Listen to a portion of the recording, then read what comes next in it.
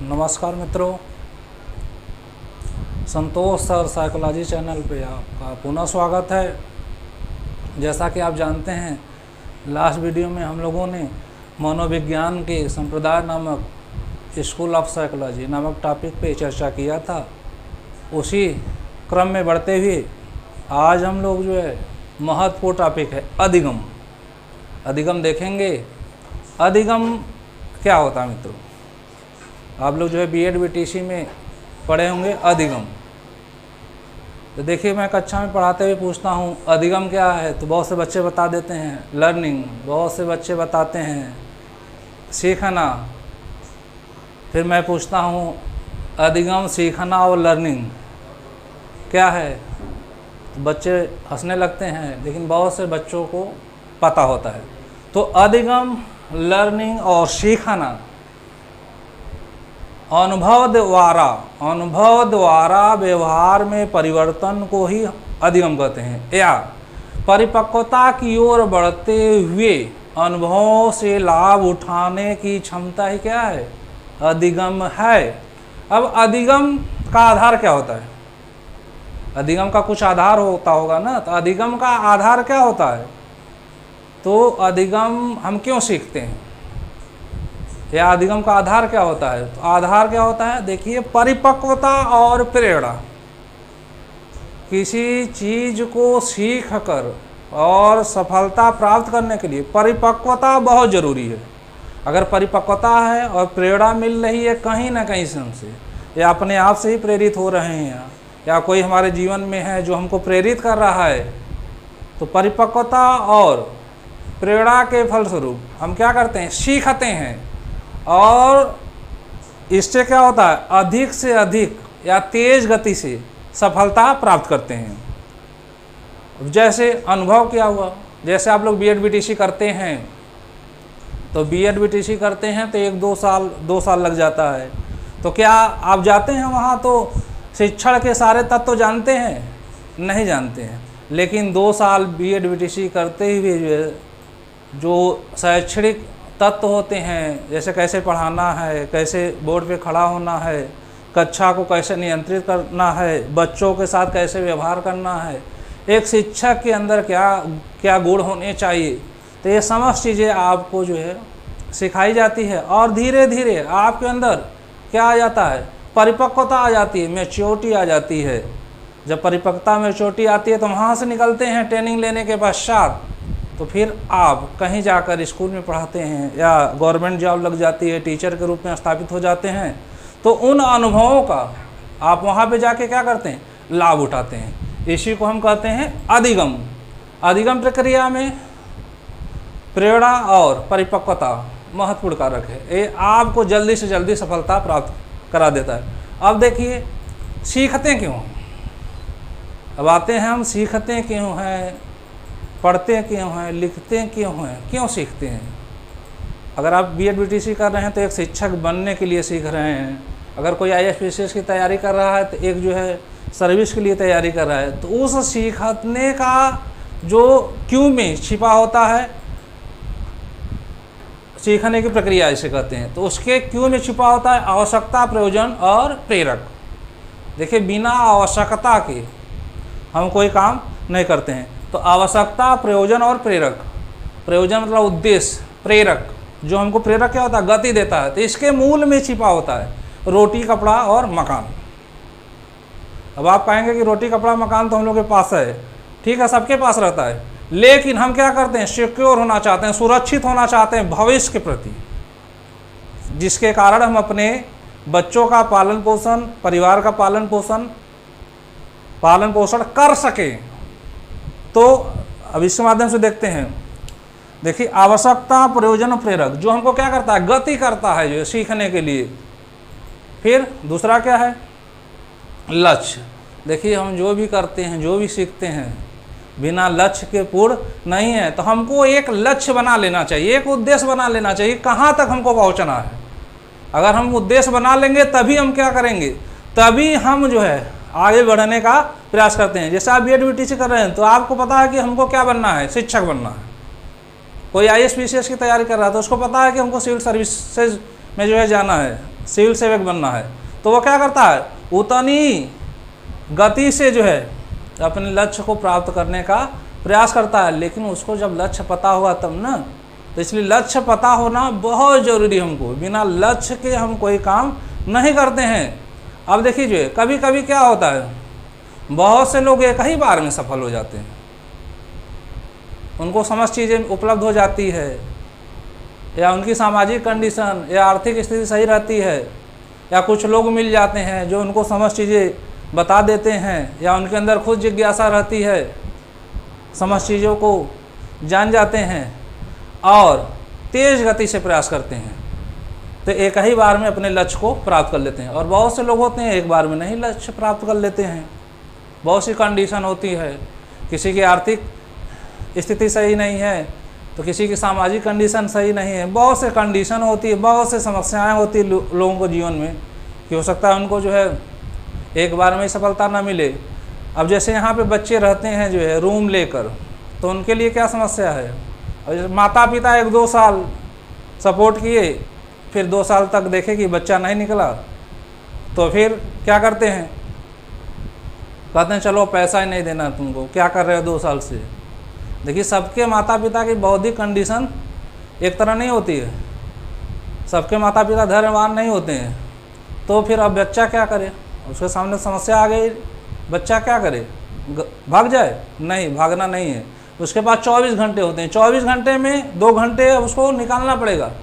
यहाँ रहने के लिए, खाने के लिए पैसा चाहिए ना, तो 2 घंटा उसको मेहनत करना होगा, पढ़ा ले या ईमानदारी से कुछ भी कर ले। चलो 5-7 हज़ार की व्यवस्था हो गई, अब यहाँ रह लेगा। तो अपने परिस्थितियों से क्या करता है, तीसरा क्या है, समायोजन हम स्थापित करते हैं। और समायोजन स्थापित करने के पश्चात फिर कहाँ बढ़ते हैं, फिर लक्ष्य की तरफ। और जैसे लड़कियों की कंडीशन होती है, उनके साथ भी दिक्कत होती है, पढ़ रही हैं तो अगल बगल वालों को ज़्यादा चिंता रहती है, घर वालों को फोर्स करते रहते हैं कि कितना पढ़ाएंगे कितना पढ़ाएंगे, जो है शादी विवाह करना चाहिए। तो ये सब नहीं सोचना चाहिए, उनको तालमेल बैठा के अपने लक्ष्य की तरफ बढ़ना चाहिए। जिनका शादी विवाह हो गया उनको भी पड़ोसी कहते हैं कि अब शादी विवाह हो गया, क्या करेगी पढ़ के, जो है। लेकिन ये सब नहीं सोचना, ये नकारात्मक चीज़ है। अब हमको क्या करना है, उनको आगे बढ़ाना है। कहाँ बढ़ाना, लक्ष्य तक। तो ये है समायोजन। तो अपने परिस्थितियाँ देखिए सभी की भिन्न होती हैं, सभी को समस्याएं होती है, लेकिन उन समस्याओं में तालमेल बैठाकर फिर हम कहाँ फोकस करते हैं, फिर अपने लक्ष्य की तरफ फोकस करते हैं। फिर अंततः क्या होती है, अंततः समस्त बाधाओं को तोड़ते हुए, ये बाधा है देखिए, समस्त बाधाओं को तोड़ते हुए अपने लक्ष्य को प्राप्त कर लेते हैं। जब हम अपने लक्ष्य को प्राप्त कर लेते हैं तब क्या होता है, तब हमारे जीवन में परिवर्तन होता है, फिर हमको सुखद अनुभूति होती है। चलो मैं इतना दिन से पढ़ रहा था, अब हमको सफलता मिल गई है, आर्थिक स्थिति भी सुधर जाती है और सामाजिक प्रतिष्ठा भी बढ़ जाती है। जो लोग आलोचना कर रहे हैं तो वही कहते हैं कि नहीं अब बहुत अच्छा लड़का था, जो है बहुत तेज था। तो ये चीज़ें होती हैं। तो ये अधिक सीखना हो गया, सीखने की प्रक्रिया हो गया। इसका बताने का एक ही मेरा जो है उद्देश्य था कि आप लोगों को कहीं ना कहीं से ये चीज़ें आप प्रेरित करें। अब आगे बढ़ते हैं अधिगम की इस प्रक्रिया में। कुछ परिभाषाएं देख लेते हैं, बार बार यहाँ से पूछ लेता है आपका टेट, किसी भी टेट में, सी टेट में, तो इसको देख लेते हैं। आप लोग इसको नोट भी कर लीजिएगा। अब जैसे ब्लेयर और जोन्स एवं सिम्पसन के अनुसार व्यवहार में कोई परिवर्तन जो अनुभवों का परिणाम है और जिसके फलस्वरूप व्यक्ति आने वाली परिस्थितियों का भिन्न प्रकार से सामना करता है, ब्लेयर जोन्स एवं सिम्पसन के अनुसार। अगला है गेर्सवन के अनुसार, ये बार बार पूछता है, अधिगम अनुभव एवं प्रशिक्षण के परिणाम स्वरूप व्यवहार में परिवर्तन है। फिर आगे बढ़ते हैं, यहाँ से देखते हैं वुडवर्थ के अनुसार नवीन ज्ञान एवं नवीन प्रक्रियाओं को प्राप्त करने की प्रक्रिया अधिगम की प्रक्रिया है। स्किनर के अनुसार प्रगतिशील व्यवहार व्यवस्थापन की प्रक्रिया को अधिगम कहते हैं। क्रो एंड क्रो के अनुसार अधिगम आदतों, ज्ञान एवं अभिवृत्तियों का अर्जन है। गिलफोर्ड के अनुसार व्यवहार के कारण व्यवहार में आया कोई भी परिवर्तन अधिगम कहलाता है। ये समस्त परिभाषाएं महत्वपूर्ण है। कभी ना कभी जो है पूछ ही लेती है, तो इनको नोट करके आप लोग जो है तैयार रखिएगा, तैयार कर लीजिएगा। अब आगे बढ़ते हैं।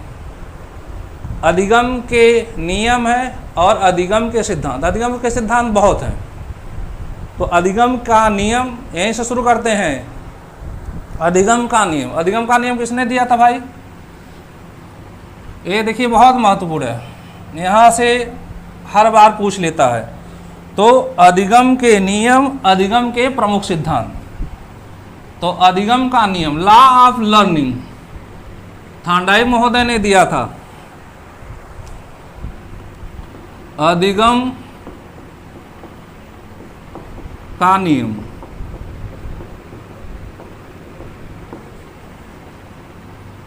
लॉ ऑफ लर्निंग, किसने दिया था? थांडाई।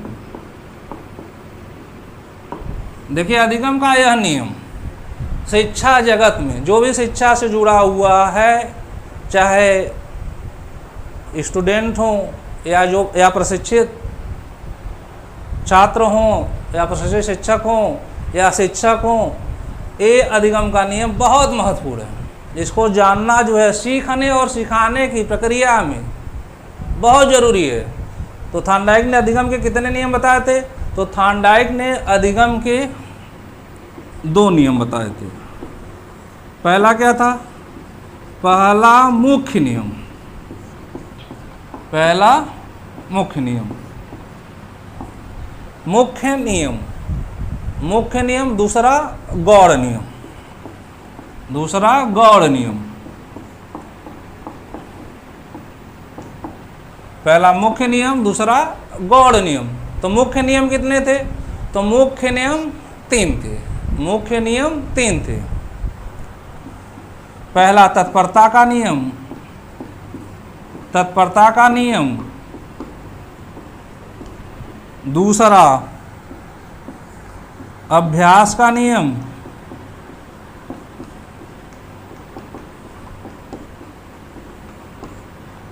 और तीसरा अभ्यास के नियम के अंतर्गत 2 थे,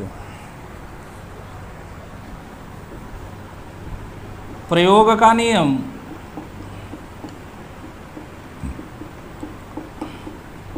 और दूसरा अनुप्रयोग का नियम, अनुप्रयोग का नियम। ये तीसरा प्रभाव का नियम, प्रभाव का नियम। तो थांडाइक के मुख्य नियम 3 हैं। अब देखिए तत्परता क्या होता है? तत्परता होता है तैयार होना। अगर छात्र या बालक सीखने के लिए तैयार नहीं है तो उसको आप सिखा नहीं सकते। इसलिए तत्पर होना बहुत ज़रूरी है। अगर आप तत्पर हैं तो समझ लीजिए आधी लड़ाई आपने जीत ली है। किसी विद्वान ने भी कहा था कि अगर कोई बच्चा या छात्र या स्टूडेंट सीखने के लिए तत्पर है तो आधी सफलता उसको मिल गई। अब जैसे एक उदाहरण है, अब जो है घोड़े को आप नदी के किनारे या तालाब के किनारे ले जाते हैं और उसको चाहते हैं कि पानी पिला दें, तो आपके चाहने से पिएगा? कितना भी मारेंगे नहीं पिएगा ना। इसलिए जिसको भी सीखना है उसको तत्पर होना बहुत ज़रूरी है। ये महत्वपूर्ण नियम है। तत्पर है सीखने के लिए तभी वह सीख पाएगा, जो है तभी वह अपने जीवन में सफल हो पाएगा। दूसरा है अभ्यास का नियम। अब देखिए अभ्यास क्या है?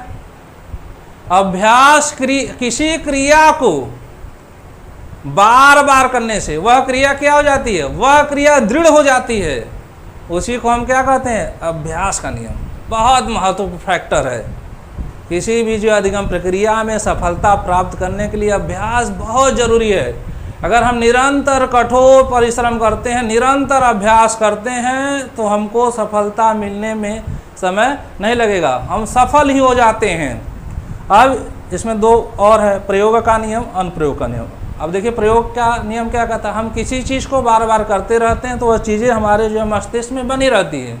कोई भी कंपटीशन देते हैं तो हम जो है आसानी से सफल हो जाते हैं। अनुप्रयोग का नियम, अगर हम छोड़ देते हैं क्या हमारे मस्तिष्क में सारी चीज़ें बनी रहेगी? नहीं। इससे क्या हो जाता है, फिर सफलता प्राप्त करने में समय लग जाता है या दिक्कत होती है। तो वह अभ्यास का नियम है, इसको याद रखिएगा आप लोग। तीसरा है प्रभाव का नियम। इसके अंतर्गत भी 2 नियम हैं, संतोष का नियम और असंतोष का नियम।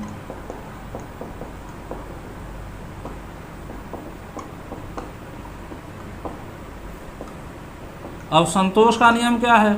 जैसे बालक को पुरस्कार मिलता है, मोटिवेशन मिलता है, प्रेरणा मिलती है और अपने जीवन में उसको सफलता मिलती जाती है, तो उसको कैसी अनुभूति होती है? संतोष की अनुभूति होती है।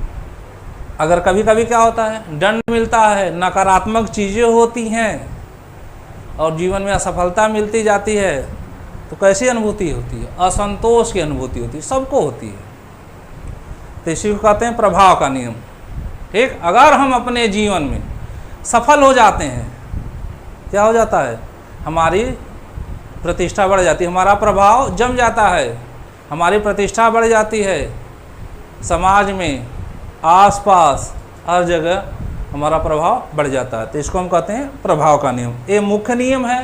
यहाँ से प्रश्न कई बार उठा देता है, अधिगम के मुख्य नियम में कौन एक नहीं है?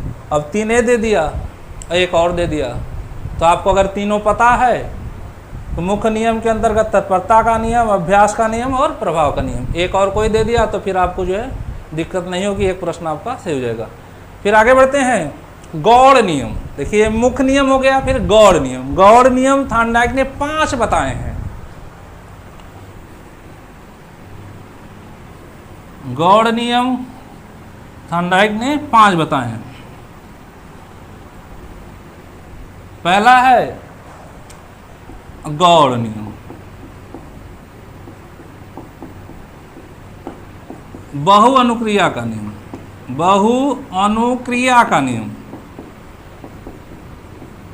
अब देखिए सीखने में बालक क्या करता है?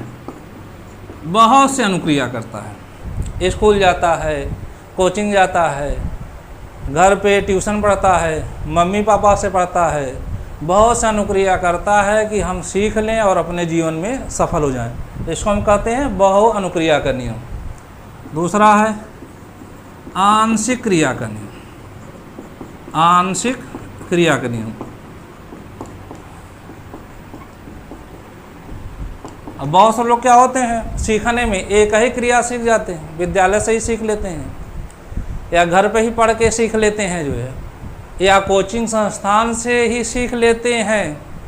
एक ही क्रिया से सीखकर सफलता हासिल कर लेते हैं, तो इसको कहते हैं आंशिक क्रिया का नियम। तीसरा है मनोवृत्ति का नियम। मनोवृत्ति का नियम। अब मनोवृत्ति क्या है? अब जैसी धारणा हम अपने मस्तिष्क में बैठा लें, जैसी धारणा हम अपने मस्तिष्क में बैठा लें, अगर हम धारणा बैठा लिए कि नहीं जो है हम अपने जीवन में सफल हो जाएंगे, मेहनत करेंगे जो है, प्रयास करेंगे और अपने जीवन में सफल हो जाएंगे, तो हम क्या होते हैं? हम सफल हो जाते हैं। हम सोचते हैं और प्रयास करते हैं। सिर्फ सोचने से नहीं होगा, प्रयास करने से होगा, कठोर परिश्रम करने से होगा कि हमको वहाँ तक पहुँचना है तो पहुँचना है किसी कंडीशन में, और वह पूरा प्रयास करता है व्यक्ति और अंततः सफलता मिलती है, वहाँ तक पहुँच जाता है। तो इसको कहते हैं मनोवृत्ति का नियम। चौथा है सादृश्यता का नियम। देखिए हम क्या हैं? हम इंसान हैं, हम प्राणी हैं। हम लोगों के अंदर 14 मूल प्रवृत्ति और 14 संवेग जुड़े हैं, सभी के अंदर हैं। जितने भी व्यक्ति हैं सभी के अंदर जो है 14 मूल प्रवृत्ति, 14 संवेग हैं। तो कभी कभी ऐसी कंडीशन आ जाती है कि सफलता नहीं मिल रही है, अब लगता है नहीं भी मिलेगी। इतने दिन से पढ़ते आ रहे हैं, बचपन से सफलता नहीं मिल रही है, हम बेकार हैं, पढ़ने में बेकार हैं, कुछ नहीं होगा। तो हम क्या करते हैं? हम सादृश्यता स्थापित करते हैं। इसके अंतर्गत कहाँ? पूर्व में अगर हम कभी सफल हुए होंगे तब, जैसे हाई स्कूल तो अपने से पास की होंगे ईमानदारी से, इंटर पास किए होंगे, ग्रेजुएशन किए होंगे, या कोई जो है एंट्रेंस एग्ज़ाम तो निकाले होंगे, या कहीं भी तो 80% कभी भी तो पाए होंगे मेहनत से, ईमानदारी से। तो हम क्या करते हैं, उस सफलता से वर्तमान में जो निराशा होती है तादात्म्य स्थापित करते हैं। एक बार सफल हुए थे, याद करते हैं, हाँ एक बार तो सफल हुए थे, तो जब एक बार सफल हुए थे तो आज क्यों नहीं। तो उस सफलता से सादृश्य स्थापित कर पुनः प्रयास करते हैं सफल होने का, तो इसी को कहते हैं सादृश्यता का नियम। अगला है साहचर्यात्मक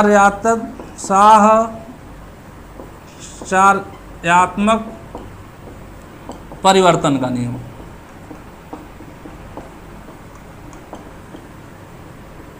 इसमें भी वही कंडीशन होती है।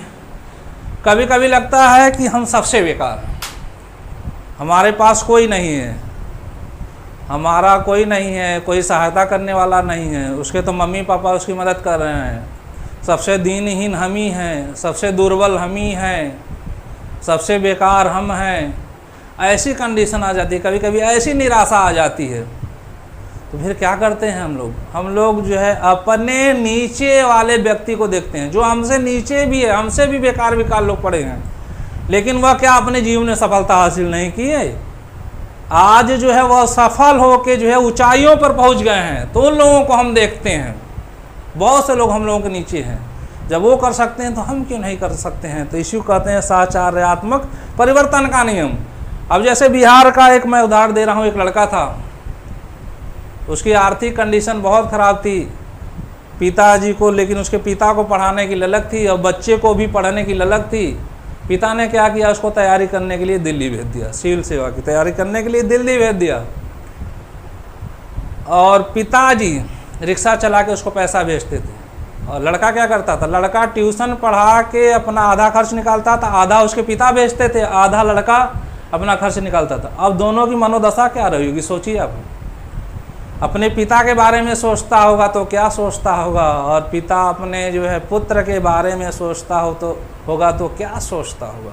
दोनों की मनोदशा क्या रही होगी। लेकिन जोश था, लगन था पिता के भी अंदर और पुत्र के अंदर। फिर उसका प्रीलिम्स निकल गया, प्रारंभिक परीक्षा पास कर लिया, तो पिता ने क्या किया, पिता ने कहा कि बेटा आप पढ़ो सिर्फ तुम और सफल हो जाओगे, मुझे लग रहा है। पिता ने आधी ज़मीन बेच दी। लड़का पूछा पापा पैसा कहाँ से दिए। लड़के को पता था कि पापा के पास पैसा उतना है नहीं, कहाँ से देंगे। कहा बेटा तुम पढ़ो, पैसे की चिंता न करो। आर्थिक स्थिति जब खराब रहती है तो कोई नहीं पूछता है कि मदद कर दिया जाए, कोई नहीं पूछता है, न रिश्तेदार न नातेदार। लेकिन जो है प्रेरणा थी, पिता पुत्र दोनों को ललक थी, अंततः लड़का क्या हुआ, सफल हुआ, जो है 4वीं 5वीं रैंक आई। तो इस कंडीशन से जोड़ के हम क्या करते हैं, सीखने का प्रयास करते हैं। तो इसी को कहते हैं साहचर्यात्मक परिवर्तन का नियम। किसी संवेगात्मक परिस्थिति से जोड़ के फिर आगे बढ़ने का प्रयास करते हैं। तो ये हो गया जो है थॉर्नडाइक के सीखने का नियम। 3 मुख्य नियम है, तत्परता का नियम, अभ्यास का नियम और प्रभाव का नियम। इसको जरूर याद रखिएगा। और 5 गौण नियम है, बहुअनुक्रिया का नियम, आंशिक क्रिया का नियम, मनोवृत्ति का नियम, सादृश्यता का नियम, साहचर्यात्मक परिवर्तन का नियम। इन दोनों को भी याद रखिएगा। सादृश्यता से पूछ देता है, साहचर्यात्मक परिवर्तन का नियम से भी पूछ देता है। तो सब याद रखिएगा, याद रखने में क्या दिक्कत है। ये हो गया। तो अब इसी क्रम में आगे बढ़ते हैं अधिगम के सिद्धांत। अब यहीं से हम अधिगम के सिद्धांत देखेंगे। एक सिद्धांत हम चर्चा कर लेते हैं, फिर अगले वीडियो में देखा जाएगा अधिगम सोपान की।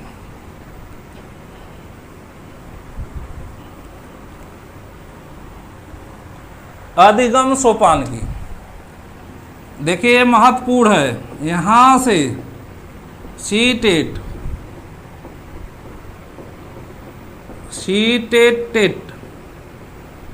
में हर साल हायरार्की ऑफ लर्निंग एक प्रश्न पूछता है, तो इसको ध्यान से पढ़िएगा और इसको आप लोग तैयार कर लीजिएगा। अधिगम सोपान की, हायरार्की ऑफ लर्निंग। सोपानकी का मतलब होता है पदानुक्रम। अब देखिए इसके प्रतिपादक कौन थे? आर एम गैने, रॉबर्ट मिल गैने, यूएसए के थे, यूएसए के मनोवैज्ञानिक थे, यूएस के मनोवैज्ञानिक थे। इन्होंने अधिगम के लिए एक नूतन शब्दावली, एक नवीन शब्दावली का प्रयोग किया, अधिगम सोपानकी। किसने प्रयोग किया अधिगम सोपानकी का? आर एम गैने महोदय ने। इसने एक सोपान के, एक अभिक्रम में जो है, एक क्रम में सीखने की स्थिति को बताया, जो एक दूसरे से क्या थे? एक दूसरे से संबंधित थे, एक दूसरे से संबंधित थे। अब इनकी एक पुस्तक है, यहाँ से प्रश्न उठा देता है, द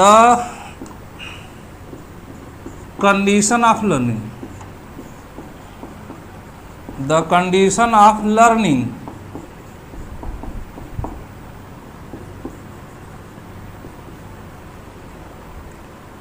कंडीशन ऑफ लर्निंग। कौन सी पुस्तक है इनकी? The condition of learning, the condition of learning, इसको भी याद रखिएगा। अब इन्होंने देखिए 8 सोपान जो दिए थे उसको हम क्रमबद्ध रूप से देखते हैं।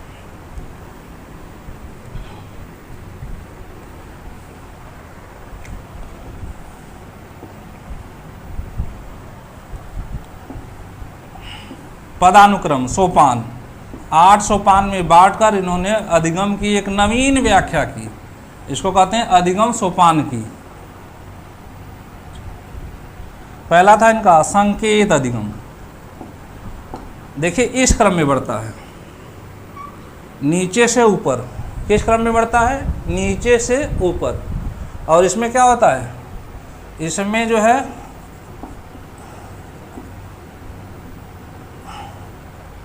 कठिनाई स्तर बढ़ता जाता है, कठिनाई स्तर बढ़ता जाता है। एक दूसरे से क्या होता है? एक दूसरे से संबंधित है और एक दूसरे से कठिन होता चला जाता है।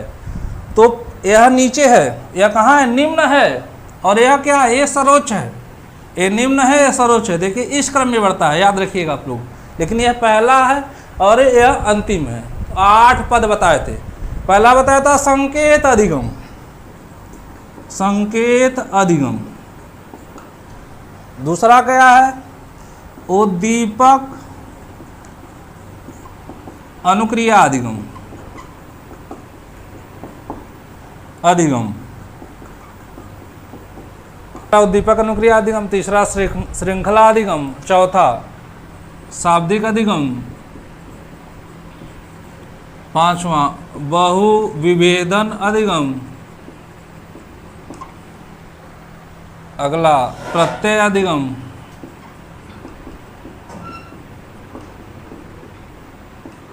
अगला सिद्धांत अधिगम।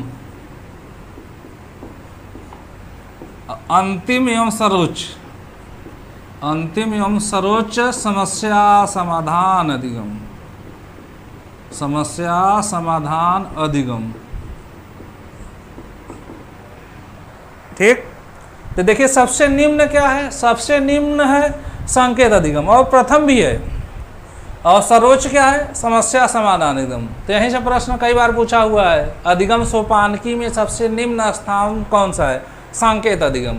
सबसे सर्वोच्च स्थान पे और अंतिम कौन है? तो समस्या समाधान अधिगम। जब समस्या समाधान की हमारे अंदर जो है क्वालिटी आ जाती है तो इसको अधिगम सोपानकी में सर्वोच्च स्थान दिया। अब एक एक हम क्रम से देखते हैं। अब क्या है संकेत अधिगम? अब देखिए संकेत अधिगम क्या है मित्रों। अब देखिए इसको जो है इन्होंने, गैने महोदय ने पावलोव के शास्त्रीय अनुबंधन से, शास्त्रीय अनुबंधन के सिद्धांत से जोड़ा है। और यह क्या, यह निम्न क्यों है? क्योंकि ये यांत्रिक है। जैसे पावलोव ने किस पे प्रयोग किया था, आप लोगों को पता है, कुत्ते पर। तो कुत्ते को उसने भोजन दिया, जो है उद्दीपक क्या था, भोजन। जब भोजन देता था तो लार आ जाता था, तो भोजन के साथ घंटी को संबद्ध कर दिया। भोजन दिया, साथ में घंटी बजाया, तो कुत्ते को पता चल गया कि घंटी बजेगा तो भोजन मिलेगा। फिर उसके बाद तीसरी बार क्या किया, सिर्फ घंटी बजाई और भोजन नहीं दिया। फिर भी जो है कुत्ते के मुंह में क्या आ गया, लार आ गया। तो यह क्या है, यह यांत्रिकता पर आधारित है, यंत्रवत है। कि किसी बच्चों को हम टॉफी दे के जो है प्रेरित करते हैं, बार बार टॉफी दे के प्रेरित करते हैं, तो यह स्वाभाविक कंडीशन नहीं है, यह यांत्रिक है जो है। इसलिए यह संकेत अधिगम सबसे निम्न स्थान दिया, अधिगम सोपानकी में सबसे निम्न स्थान दिया। तो याद रखिएगा, पावलोव के शास्त्रीय अनुबंधन से जोड़ा। शास्त्रीय अनुबंधन को हम आगे विस्तृत रूप से देखेंगे। फिर दूसरा है उद्दीपक अनुक्रिया अधिगम।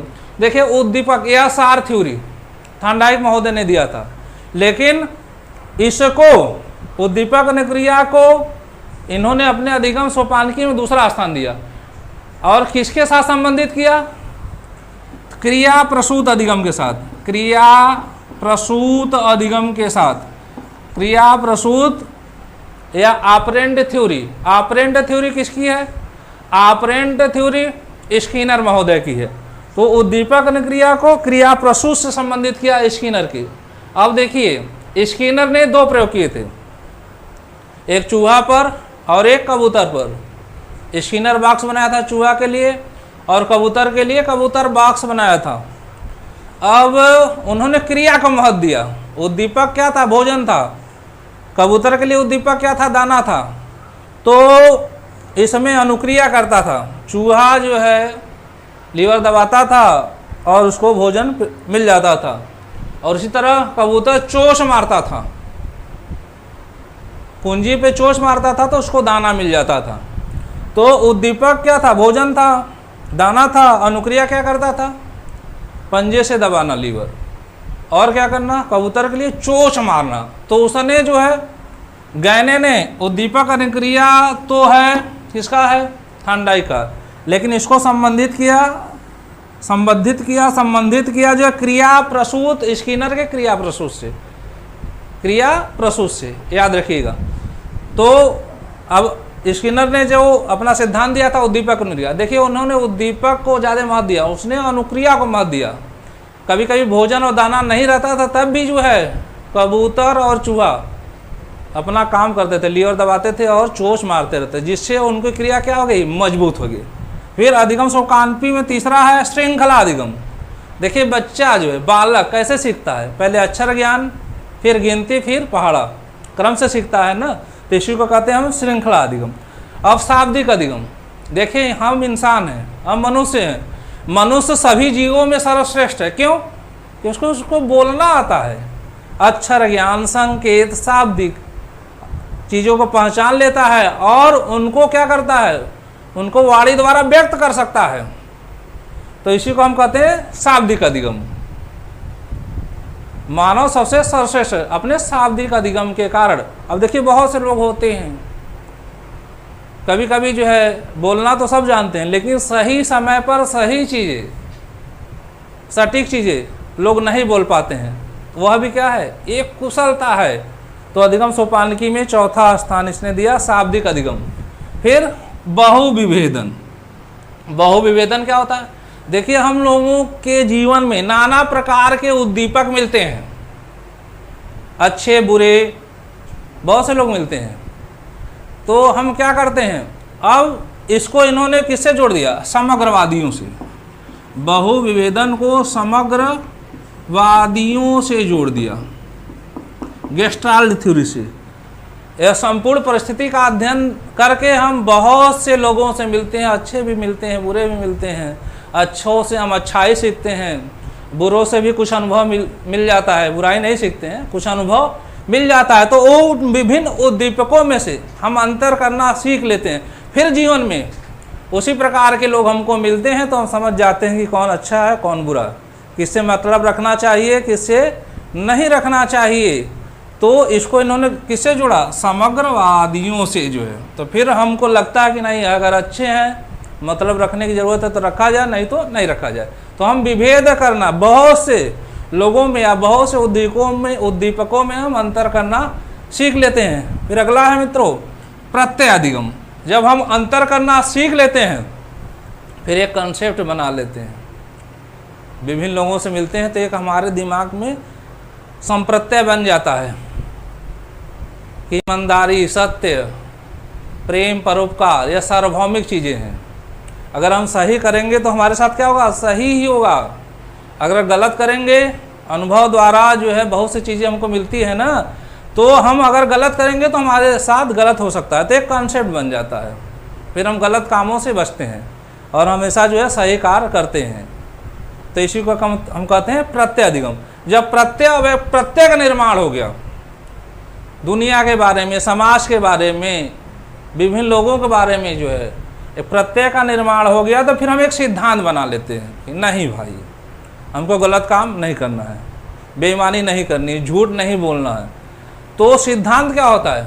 जब हम जो है तार्किक रूप से व्यवहार करने लगते हैं, तार्किक रूप से निर्णय करने लगते हैं और सही गलत पे पहुंचते हैं, तो उसको हम क्या कहते हैं? सिद्धांत। एक सिद्धांत अपने जीवन में बना लेते हैं, नहीं घूस नहीं लेना है तो नहीं लेना है, बेईमानी नहीं करनी है तो नहीं करनी है, क्योंकि इसका रिजल्ट क्या होता है?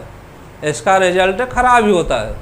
तो एक सिद्धांत बना के हम ईमानदारी से अपने जीवन को जीने का प्रयास करते हैं। देखिए, अधिगम में या थ्योरी में या शिक्षण प्रक्रिया की जो सिद्धांत है, उसको हम किस वे में देखना? हमको सकारात्मक वे में देखना है और हमको सकारात्मक चीज़ें लेनी है।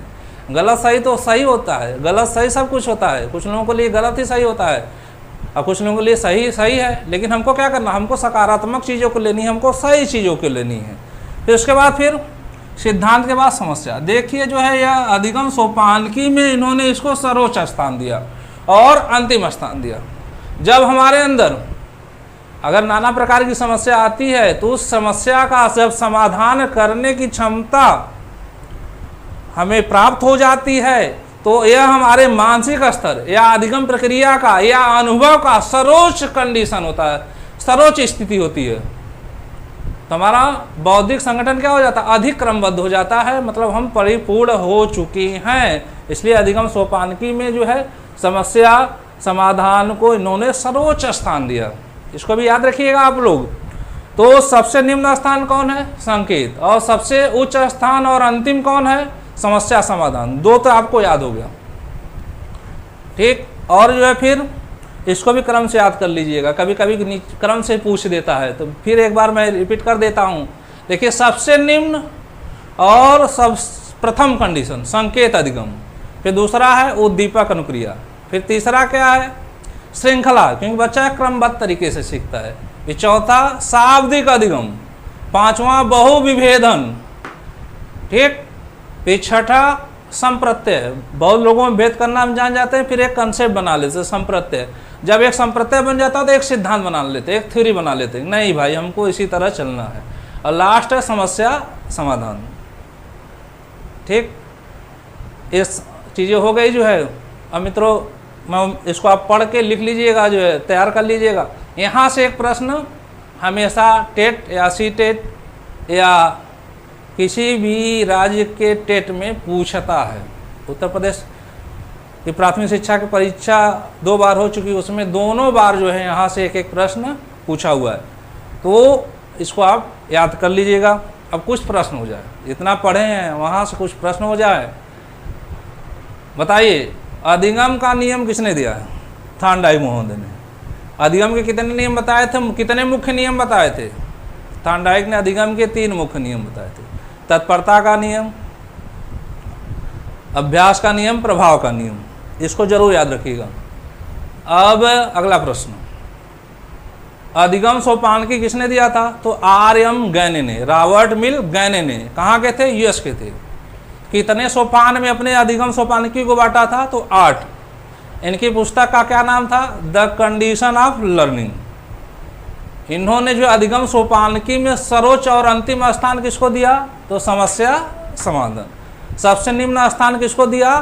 तो संकेत अधिगम। तो इसको पढ़िएगा मित्रों। जो है अधिगम का अर्थ आज बताया गया आप लोगों को, और अधिगम के नियम और अधिगम के सिद्धांत के अंतर्गत अधिगम सोपान की। अगले वीडियो में हम देखेंगे जीन पियाजे और वाइगोस्की का, जीन पियाजे का संज्ञानात्मक सिद्धांत, वाइगोस्की का सामाजिक एवं सांस्कृतिक सिद्धांत या समीपस्थ विकास का क्षेत्र या जोन ऑफ प्रॉक्सिमल डेवलपमेंट, दोनों को देखेंगे और दोनों का तुलनात्मक अध्ययन करेंगे। और जो जो प्रश्न आए हुए हैं या जो जो प्रश्न आ सकते हैं उन समस्त चीज़ों पर चर्चा करेंगे। इसी क्रम में बढ़ते हुए हम एक एक थ्योरी को देखते हुए आगे बढ़ते चलेंगे। बस आप लोग जो है निरंतर पढ़ते रहिए, जो है बाकी चीज़ें तैयार हो जाएंगी। ठीक मित्रों, तो अगले वीडियो में अगले टॉपिक के साथ मिलते हैं।